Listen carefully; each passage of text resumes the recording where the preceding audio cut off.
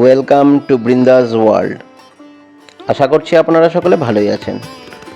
আজকে আমাদের আয়োজন ম্যাঙ্গো পুডিং।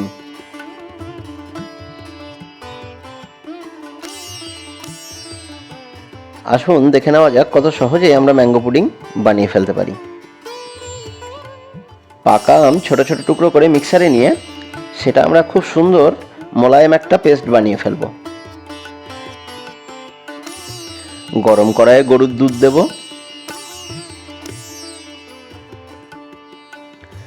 ভালোভাবে আঁচ দিয়ে দুধটা আমরা খুব ভালোভাবে ফুটিয়ে নেব। খুব ভালোভাবে ফুটে গেলে তাতে আমরা আমের পাল্পটা দিয়ে দেব। হিমসাগর আম এমনিতেই অনেক মিষ্টি, তাই আমরা এতে অতিরিক্ত কোনো চিনি দিচ্ছি না। দুধের সাথে আমের পাল্পটা খুব ভালোভাবে মিশিয়ে নেব।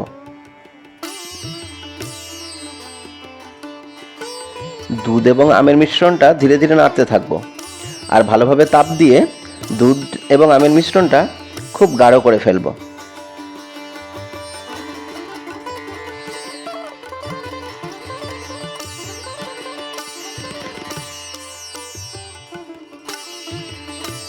আমাদের ভিডিওগুলো ভালো লাগলে অবশ্যই লাইক এবং কমেন্ট করবেন আর বন্ধু বান্ধবের মাঝে শেয়ার করবেন।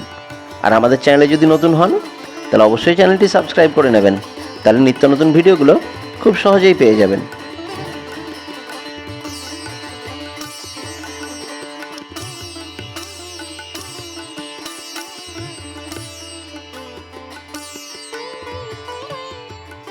দেখুন ধীরে ধীরে কত গাঢ় এবং ক্রিম ক্রিম টেক্সচার চলে এসছে।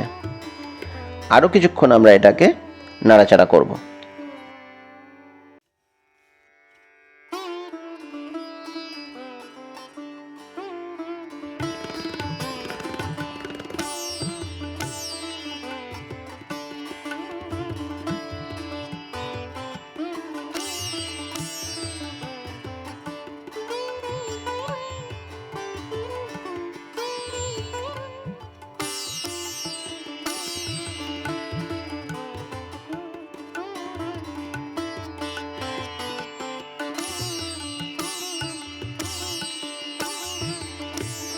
আম এবং দুধের মিশ্রণটি একেবারে ক্রিমের মতো হয়ে গিয়েছে এবং এটা দেখতেও অনেক সুন্দর হয়েছে।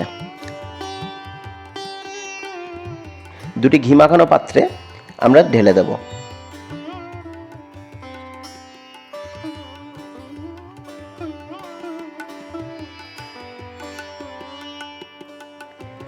হালকা নাড়াচাড়া করে বাটির ভেতরে খুব ভালোভাবে মিশ্রণটি সেট করে দেব।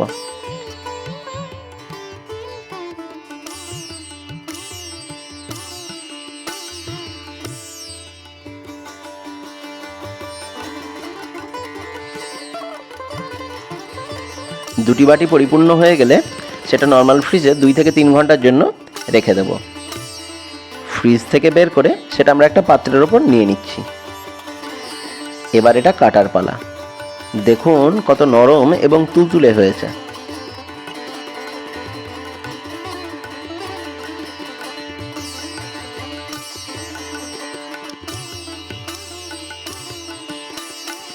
এই ম্যাঙ্গো পুডিংটি খুব নরম এবং তুলতুলে হয়।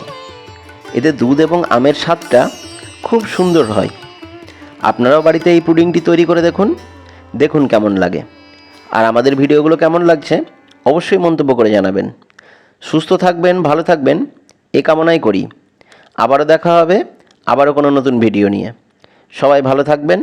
ধন্যবাদ।